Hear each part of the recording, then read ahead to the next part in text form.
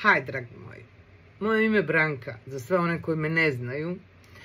I nadam se da vam nisam zatrpala internet, što Instagram, što Facebook sa objavama i vaš sandučića sa privatnim porukama o promociji slikovnice, moje prve slikovnice, Mišica mi priča o emocijama. Eto, svi oni koji me nisu upoznali, za početak, prije nego što se susretnemo negdje u petak, 4.4. u knjižnici na Starčevićevom trgu, da saznate tko stoji iza te cijele priče i tko je mama Mišice mi.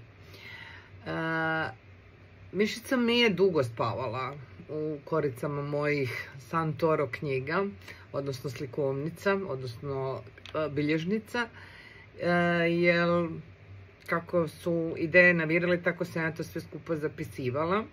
No, međutim, trebalo je smoći hrabrosti i reći, ok, sad je vrijeme da ja to objavim. Nemojte to nikad sebi priuštiti što sam si priuštila ja, to je da nakon operacije završim na rehabilitaciji i da tada uzmem vrijeme za sebe i napišem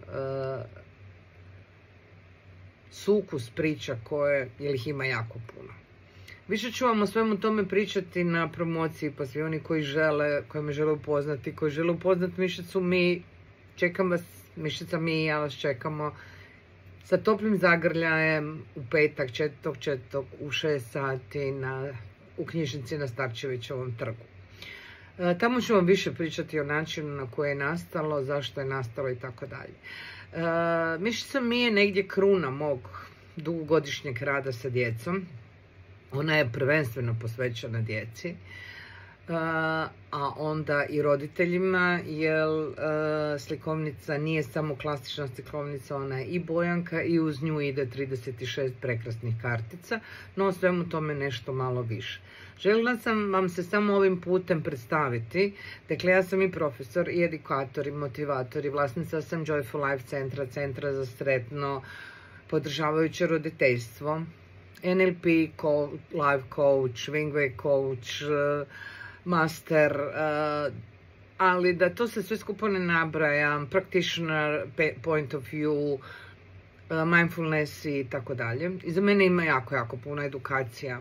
Ako iole malo vidite iza mene se nalaze diplome od svih tih priča koje sam pozavršavala. I one su negdje utkane u slikovnicu.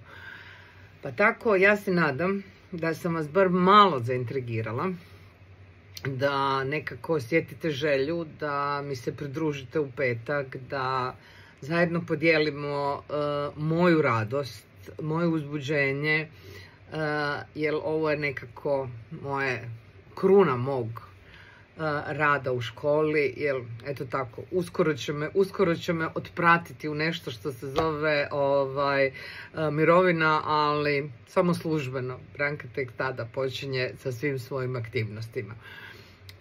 Još jednom veliki poziv, vidimo se 4.4. u 6 sati u knjižnici na Starčevićevom trgu. To vam je preko puta Importane centra za sve one koje se možda još ne snalaze. Možete iz bilo kojeg dijela grada doći, što tramvajem, što autom, imate prekrasnu garažu dolje, pa prema tome nije problem sa parkingom. Veselim se susretu, povedite sve svoje mališane, jer to je upravo promocija za njih. A vi ćete, roditelji, saznati na koji način vam i vama slikovnica može pomoći u radu sa vašom djecom. Do sada vam ostavljam topli zagrljaj, veliki poljubac i mah.